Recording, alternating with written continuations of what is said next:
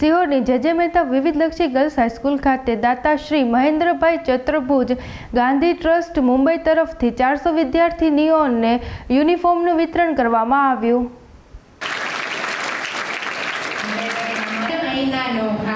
બસ અમારે તો શબ્દો જ કંકુને ચોખા. તો જે મહાનુભાવો આપણી વચ્ચે અત્યારે આ જે મહેતાના પરિસરમાં ઉપસ્થિત છે એમના શ્રી મહેન્દ્ર ચતુર્ભુજ ટ્રસ્ટ મુંબઈ હસ્તક રજનીભાઈ ગાંધી અને દર વર્ષની જેમ આ વર્ષે પણ આપણી ધોરણ 9 અને 11 ની બહેનોને 400 યુનિફોર્મ એ વિદ્યાર્થીઓને સહાય રૂપે આપી અને એ કદગીરું એ કર્તવ્ય પોતાનું દાખવું છે ત્યારે એમના જ પ્રતિનિધિ અને દર વર્ષે આપણને સામેલી કે હવે સમય થઈ ગયો છે, માંગણી મૂકી દો અને યાદ કરાવે, પાછા મંજૂર થઈ જાય એટલે ફોન પણ કરે કે આ વર્ષે સૌથી વધુ તમને આપ્યા છે અને સમયસર દરજીને મોકલી બધી બહેનોના સિવાય જાય અહીં પહોંચતા કરી દે. આવી તમામ ખેરના રાખનાર એવા હેમંતભાઈ ગાંધી, આદરણીય હેમંતભાઈ વિશે ખૂબ સારું એ કહેવું છે કે સતત જિલ્લાની બધી સ્કૂલોની અંદર એ પોતે સંકલન કરે. શાહ સાહેબને પણ શાળા પરિવાર વતી આવકારું છું.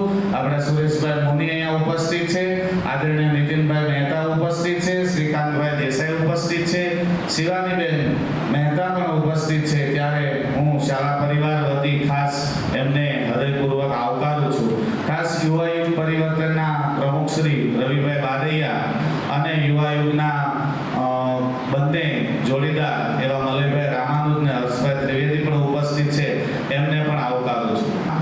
એ અનુદાન, એક વસ્ત્રદાન એ આપણને એ વિદ્યાર્થીઓને આજનું શિક્ષણ જ્યારે દિવસે દિવસે મોંઘું થતું જાય છે અને ત્યારે અમુક વસ્તુઓની વિદ્યાર્થીઓને વાલીઓને મૂંઝવણ હોય.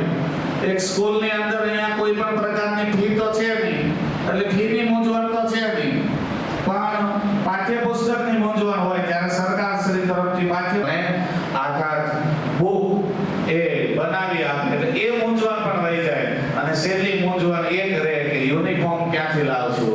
અને ત્યારે શ્રી મહેન્દ્ર ચતુર્ભુજ ટ્રસ્ટ દ્વારા આપણને દર વર્ષે એટલા બધા મોંઘા યુનિફોર્મ આપણને આપી અને ધન્યતા અનુભવે છે. ત્યારે સંસ્થા વતી એનો ખૂબ ખૂબ ઉપકાર વ્યક્ત કરું છું અને ભવિષ્યમાં પણ એમના તરફથી આપણને એ આ સહાય મળતી રહે. જ્યાં પણ સંસ્થાની અંદર એ વિદ્યાર્થીઓ આનો ઉપયોગ કરીને એક અલગ પ્રકારનો સાહેબનો ખૂબ ખૂબ ધન્યવાદ. ટૂંકો પણ ખૂબ સરસ એના શ્લોકોમાં પણ કહ્યું છે કે સૌથી મોટું કોઈ દાન હોય તો એ વિદ્યાદાન છે. ને આ શાળામાં તો અઢળક વિદ્યાર્થીની બહેનો રોજ વિદ્યા પ્રાપ્ત કરી રહી છે.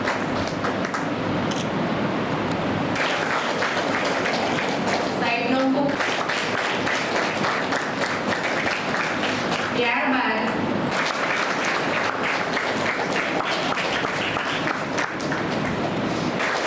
જેનાથી બીજા વિદ્યાર્થીઓને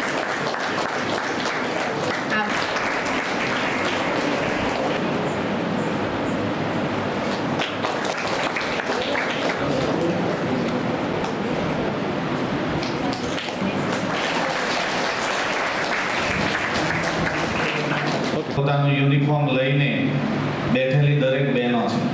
પણ હેમંતભાઈ નો શકે ને તો રૂમમાંથી બીજી વિદ્યાર્થી એમ કે મારે જરૂર નથી, આનું નામ લખો મિસ, આને જરૂર છે. એટલે આ એક અમારા માટે બહુ મોટી સફળતા છે. પણ એવી હરીફાઈ હાલે કે 9માના 8 વર્ગો હોય તો બારૈયા સાહેબ એમ કે ભાઈ મારે આ વખતે 12 કે 13 એવી જરૂરિયાત વાળી છે, તો કોની અંદર પંકજભાઈના ક્લાસમાં વધુ છે તો 2 વધુ એમાં આપો. જેના થકી એ વિદ્યાર્થીઓને પણ સારી એ ભાવના છે. ધોરણ 9માં અભ્યાસ કરું છું. આદરણીય દાતાઓ, આચાર્ય શ્રી, સુપરવાઇઝર, શિક્ષકગણ, ભાઈઓ બહેનો તથા મારી વહાલી વિદ્યાર્થીની બહેનો, મારા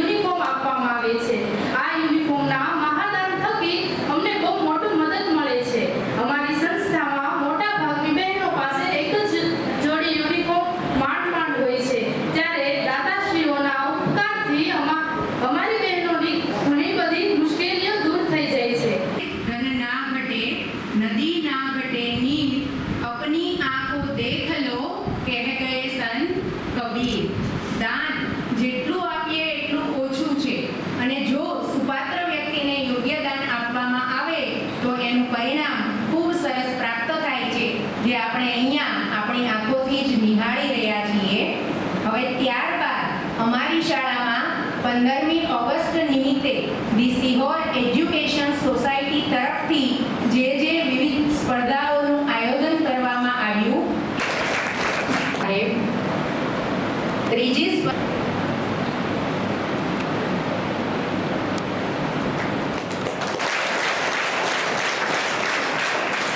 પ્રથમ તો યાદ કરીએ આપણા જે મહેતા, જેમણે આજથી 57 વર્ષ પહેલા જે આ સ્કૂલનો પાયો મજબૂત બનાવી અને એ ટાઈમે જ્યારે કન્યા કેળવણી ઓછી હતી ત્યારે એમને આ જે સ્વપ્નો આવ્યું એને સાકાર બનાવ્યું એ જે મહેતા પરિવાર કે આજે 57 વર્ષથી ઉછરી રહેલી આ સંસ્થા આજે કેવી હિમાલયની ટોચ સુધી પહોંચી ગઈ છે એવી આ સંસ્થા એને આવા દરેક કાર્યક્રમમાં જ્યારે યાદ કરીએ ત્યારે બસ એમને ધન્યવાદ આપવાનું મન થાય કે કન્યા કેળવણી આજે કેટલા સ્તરે ઉચ્ચ સ્તરે શિખર આંબી ગઈ છે. અને જ્યારે આપણે આજે સમયને સોગાદ છે કે કન્યા કેળવણી માટે આપણે ભારત સરકાર પણ આ માટે વિશિષ્ટ રીતે એને પ્રોત્સાહિત કરવા માટે લક્ષ્મી યોજના, સરસ્વતી યોજના કે ભાવનગરથી પણ આજે ઉપસ્થિત રહીને જે સંસ્થાની બહેનોને, દીકરીઓને, આ વિદ્યાર્થીઓને જ્યારે પ્રોત્સાહિત કરવા માટે સમયનો સદુપયોગ એમને અહીંયા ફાળવ્યો છે ત્યારે એનો પણ આપણે ઉલ્લેખ કર્યા સિવાય રહી શકીએ નહીં. જરૂરિયાત આપણી પૂરી પડી જાય છે પછી હવે આપણી ફરજ અમારી બહેનોની છે. સાંભળીને ખૂબ આનંદ પણ છે, પણ 90% ઉપર 98% આ બધા ટકાવારી સાંભળીને જે 85% સાંભળવા મળ્યું ભયતામ જાડ્યાંધકારાપહાં હસ્તે સ્ફટિક માલિકાં વિધતિં પદ્માસને સંસ્થિતાં વંદે ત્વાં પરમેશ્વરીં ભગવતીં બુદ્ધિં પ્રદાન શારદામ. આપણે સરસ્વતીના સંકુલમાં બેઠા છીએ એટલે પહેલા માની પ્રાર્થના તો કરવી જોઈએ.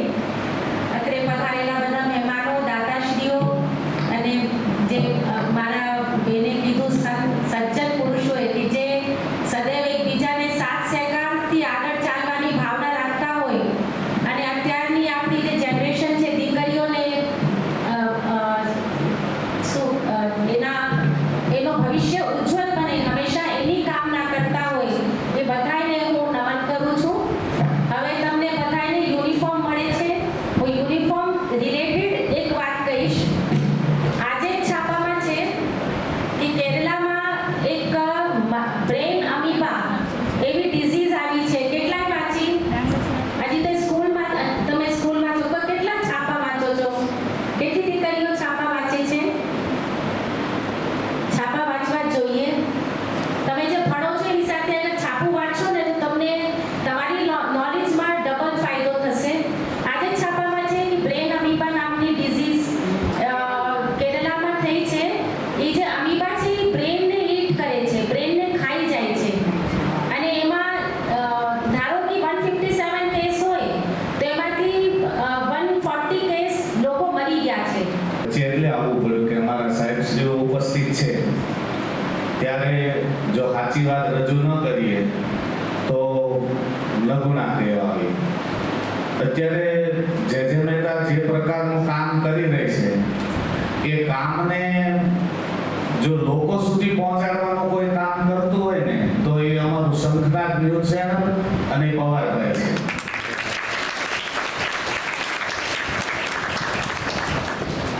અશ્વિનભાઈ સાહેબ, ધર્મનભાઈ સાહેબ અને અમારા હોદ્દેદારશ્રીઓ ઉપસ્થિત છે ત્યારે ગઈ 5મી તારીખ 5મી સપ્ટેમ્બર એટલે આપણે કયો દિવસ ઉજવો? શિક્ષક દિવસ ઉજવો. ડોક્ટર સર્વપલ્લી રાધાકૃષ્ણજીના જન્મદિવસના માનમાં આખું ભારતભર જ્યારે ઉજવે અને સરકારશ્રીનો પરિપત્ર પ્રમાણે અમારી 1600 માંથી 200 બહેનો શિક્ષક બની હતી. 24 ક્લાસની 7 8 વિષયની. અને તે દિવસે શિહોરની બધી સ્કૂલોમાં શિક્ષક દિવસ ઉજવાતો હતો. એટલી બધી ટાઈટ પોઝિશન, શેડ્યુલ એમનો ટાઈટ. અને મેં પવારભાઈને આગલા દિવસે કીધું કે આવતીકાલે અમારી બહેનો છે એ શિક્ષક બનવાની છે. એમાં જુદી જુદી કેટેગરી વાઇઝ કોઈ પ્રિન્સિપાલ બન્યું હતું, કોઈ સુપરવાઇઝર બન્યું હતું, કોઈ ક્લાર્ક હતું. દરેક વિષયના શિક્ષકો બન્યા હતા, ક્લાર્ક બન્યા હતા, પ્યુન બન્યા હતા. પણ એ પવારભાઈએ તે દિવસે જે આખું કવરેજ કર્યું એ ન ભૂતો ન ભવિષ્ય, એટલું બધું અદ્ભુત હતું કે એની જિલ્લામાં આખી નોંધ લેવાની. અમારી જે શૈક્ષણિક સંઘો છે એના ગ્રુપમાં મેં એમને યુટ્યુબની આખી ક્લિપ બનાવી અને 20 મિનિટની હતી ક્લિપ.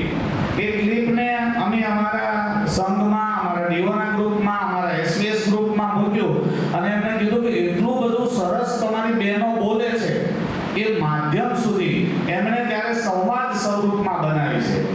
અને એક વિદ્યાર્થીઓને એમણે પૂછ્યું છે કે આજે તમે કયો વિષય લીધો? તો કોઈ વિદ્યાર્થી કીધું કે મેં આજે એકાઉન્ટ ભણાવ્યું. તો એમાં તમને શું મુશ્કેલી આવી, કેવી રીતે ભણાવતી વખતે તમને ભવિષ્યમાં તમારું ગોલ કયું છે, લક્ષ્ય કયું છે, ક્યાં સુધી જવા માંગો છો? અને પ્રિન્સિપાલને મૂંઝવતા પ્રશ્નો, ક્લાર્કના મૂંઝવતા પ્રશ્નો, પટ્ટાવાળી બહેનો બનીથી પ્યુન એમને પણ પ્રશ્નો પૂછ્યા.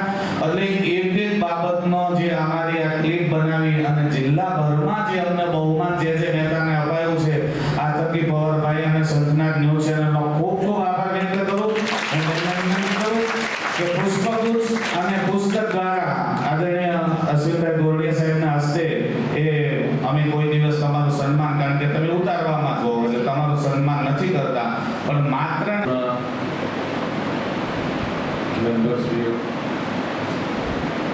પ્રિન્સિપાલ સ્ટાફ દ્વારા વિદ્યાર્થીઓ,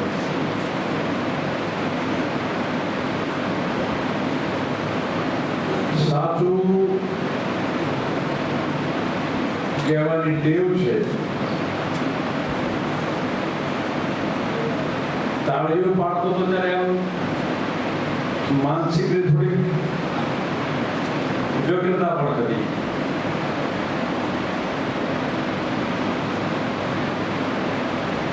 વિકસિત ભારતનું સ્વપ્ન આપણા પીએમ સાહેબે વિચાર્યું છે 2047માં આ દેશ એક વિકસિત ભારત બની જાય. વિકસિત અને વિકાસશીલ એ બેના તફાવતનો કેટલા દીકરીઓને ખ્યાલ છે? વિકસિત અને વિકાસશીલ. આપણે વિકાસશીલ છીએ. જીડીપી જે કોમર્સની વિદ્યાર્થીની બહેનો છે, કદાચ ખ્યાલ આવશે જીડીપી, એ એવી કક્ષાએ લઈ જઈ શક્યા નથી કે આપણે જરૂરિયાત વગરના બની જઈએ.